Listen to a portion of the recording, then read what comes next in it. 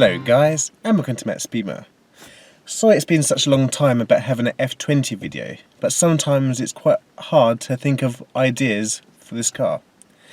But anyway, this video is about how practical the F20 is. Obviously I can't say about the F21 because I don't own one. So I will go through things such as the boot space, how wide it is in centimetres, and all that kind of stuff. I will show you the seats folding down. I will show you all the little practical things about this F20. Obviously, my F20 is a very basic one, so it can differ from model to model. As well as this video, based on the practicality, I shall also do a video on what it's like being a parent with a F20. For example, will my buggy fit in the back? Will my pram fit in the back? Car seats, how many car seats can it fit? All that kind of stuff. I will do my best. I'm not too good on car seats and that kind of stuff. But anyway, if you want to see that video, please subscribe to my channel or just look for it. Okay? I understand it won't interest many of the viewers because people who have children usually have an F30 or a 3 Series or a bigger car, so I apologise in advance. Anyway, let's go and have a look. Boot space. For me, it was very difficult to find information on the boot space. It's very easy to find out that it has 360 litres of volume with the seats up and 1200 with the seats down, but it's hard to find out details of the actual measurements in centimetres. So here is what I worked out the measurements to be. It's hard to get a very accurate measurement due to the fact that it's not a box shape, and apologies in advance that my interior isn't spotlessly clean. I've had a very busy time with my young family. That's another reason I've been slow at making videos. These videos are made when my baby daughter is sleeping. If you want to see more BMW F20 and F21 videos, please subscribe to my channel. There are plenty of DIY videos to get you started, and I also film other cars, doing some kind of in-depth tours. Now back to the measurements. Starting with the opening, which is pretty wide. Starting at the lowest area, that measurement is around 85 centimetres, and when you move up a little bit, the area widens to roughly 87 centimetres. Moving up to the widest area, which is just above the rear lights and parcel shelf, the measurement is 106 centimetres. Just inside the boot, the distance between where the parcel shelf sits is about 93 centimetres. As you can see, it intrudes into the boot space more than the walls. Bear that in mind when buying tall wide items. From the highest point of the opening, taking into consideration of the roof lining, heading straight down to the boot floor is about 72 centimetres. From the top corner area, heading straight down to the boot floor, skimming past the parcel shelf holder, is about 67 centimetres. As you can see, it's not a straight edge. Measuring the length of the boot floor from this plastic area here, just near the latch, all the way back to the centre of the seat is 80 centimetres.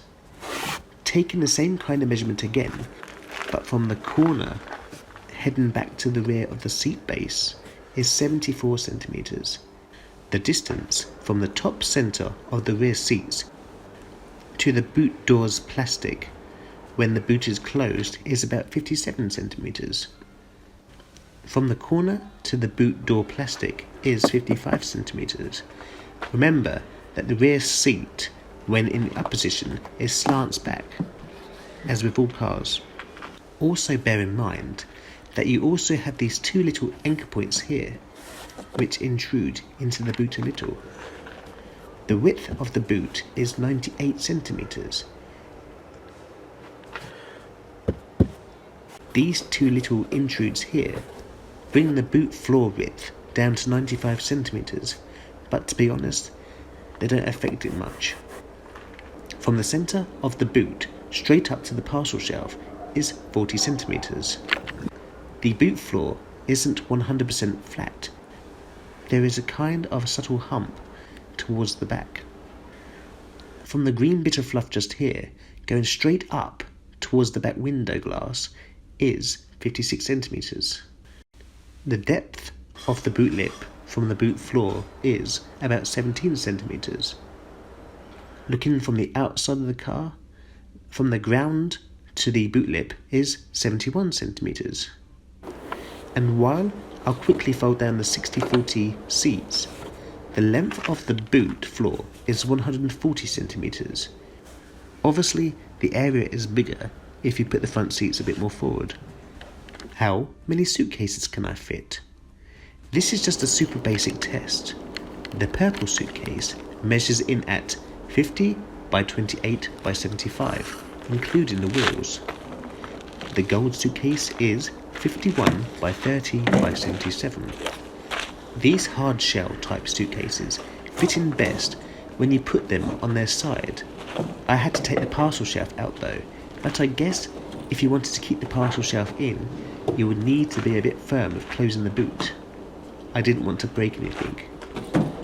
There is enough room also to fit some hand luggage. The softer type is better, and it all depends on the shape. The Volkswagen Mark 7 Golf that I filmed a few years ago beats the F20 in this respect, but for me it's not worth sacrificing the rear wheel drive. The new F21 series is a lot more practical in many ways, but then again you lose out on rear wheel drive. Other areas to do with practicality. On my F20 there is a small storage pot built into the wall, which is ideal for carrying small bottles. On the left hand side of the boot is a little door, and behind that is a storage area which houses things such as the warning triangle and first aid kit and other bits and pieces. On the rear of the seats are 3 tethering points, and there are 2 more near the boot lip, which holds your luggage into place should you decide to tie it down. As you know, the rear seats fold down. Mine fold down in a 60/40 ratio, but some cars have the through load system, which lets you fold down the seats in a 40/20/40 ratio.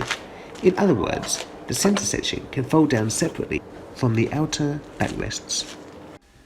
Heading into the back of the car, there aren't any storage compartments in the doors themselves, which is a bit of a pain really, and my car doesn't have any storage nettings on the back of the front seats, though I have seen many with these nettings fitted. This car has 2 lots of ISOFIX points. I will go into more details of that kind of stuff in the next video. As my car is very basic, it doesn't have anything flash in the centre. Mine just has some kind of little storage area. I'm sitting up straight as I can, and there's enough headroom for me. Here's a bit of view of my legs. See? Just slouching a bit now. Still comfortable. My feet go under the seat nicely. This side has more space because my baby seat has to go there. Getting into and out of the car can be an issue though if you have big feet like me or back issues.